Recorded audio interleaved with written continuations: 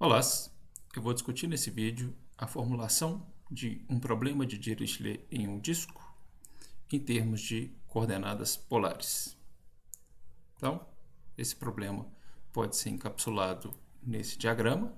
O nosso objetivo é encontrar uma função de duas variáveis que seja definida em um disco do plano xy, que satisfaça a equação de Laplace em todos os pontos do interior desse disco e uma condição de contorno no bordo do disco, ou seja, nesse círculo que engloba o disco. Então a ideia é que essa função f vai ser conhecida e vai especificar os valores da função no bordo do disco, e a gente tem que encontrar os valores da função dentro do disco de forma a satisfazer a equação de Laplace. Um exemplo concreto desse problema seria esse aqui, onde eu vou exigir que a equação de Laplace seja satisfeita no interior de um disco de raio 2.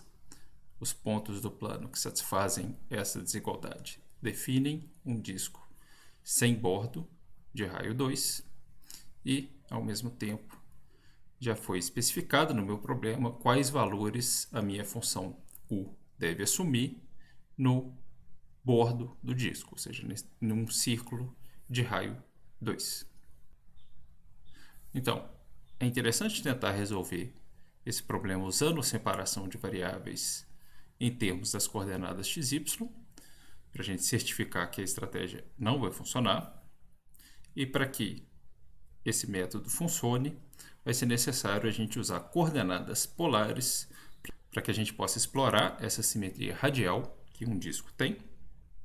Então, o primeiro passo necessário para a gente usar coordenadas polares é identificar como que o Laplaciano, que é basicamente o lado esquerdo da equação de Laplace, pode ser expresso quando eu represento os pontos do plano usando coordenadas polares. Então, lembro que as coordenadas polares de um ponto do plano de coordenadas xy são um par de números, r e θ. R a gente denomina raio polar, θ o ângulo polar, e a interpretação geométrica desses números é a que está ilustrada nessa figura aqui. É importante lembrar que essas coordenadas têm uma indefinição na origem, porque esse ângulo não fica definido quando o ponto que eu estou tentando representar é a própria origem. E, por outro lado, mesmo para pontos fora da origem, a gente pode lembrar que um mesmo ângulo pode ser representado por diferentes números reais θ. E isso vai ser importante para a discussão e para a solução do problema de Dirichlet. Então vamos primeiro identificar o que seria o Laplaciano em coordenadas polares. É possível mostrar que essa identidade é válida.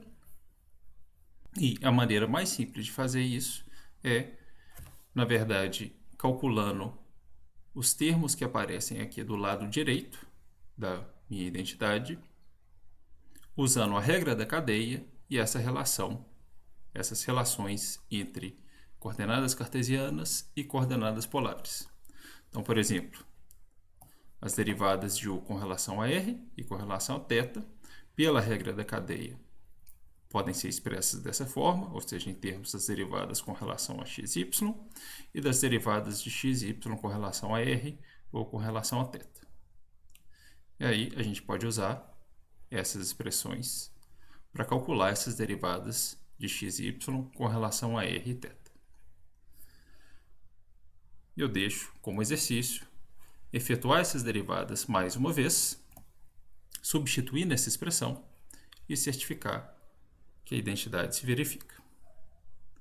Então, com isso, a gente pode formular o nosso problema agora, usando coordenadas polares, e nosso objetivo vai ser encontrar uma função agora nas coordenadas polares r e θ, que satisfaz a equação de Laplace, agora expressa em coordenadas polares.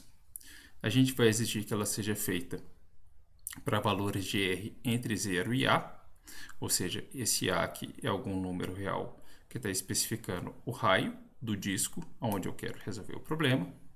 E, por outro lado, a coordenada θ pode assumir qualquer valor real. E eu estresso também que a expressão para o laplaciano não é bem definida na origem. Portanto, a gente só vai conseguir, num primeiro momento, encontrar a solução da equação de Laplace para todos os pontos do disco, exceto a origem, que eu destaquei aqui, um ponto em vermelho, para expressar que a gente não vai identificar uma solução na origem num primeiro momento. Agora a gente vai ter que impor duas condições adicionais sobre essa função u, devido a essas indefinições das coordenadas polares. Primeiro, a gente vai ter que exigir que os valores da função u satisfaçam essa igualdade. Ou seja, se eu pegar qualquer valor de θ e somar 2π, eu tenho que recuperar o valor de u que eu tinha antes.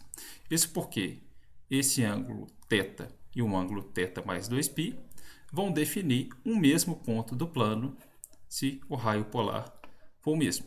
E a gente quer que essa função u dependa só dos pontos do plano e não de qual o valor numérico que eu escolho para representar um particular ângulo.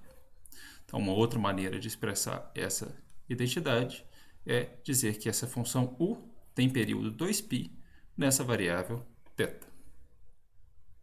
Uma outra condição que vai ser importante é a de que a função u, além de satisfazer as condições anteriores, tem que ser limitada aqui dentro desse disco sem a origem. A gente vai ver, ao tentar encontrar soluções para esse problema, que algumas dessas soluções divergem quando eu tomo pontos que se aproximam da origem. E aí vai ser importante que a gente retenha apenas aquelas soluções que não divergem em nenhum ponto aqui desse disco.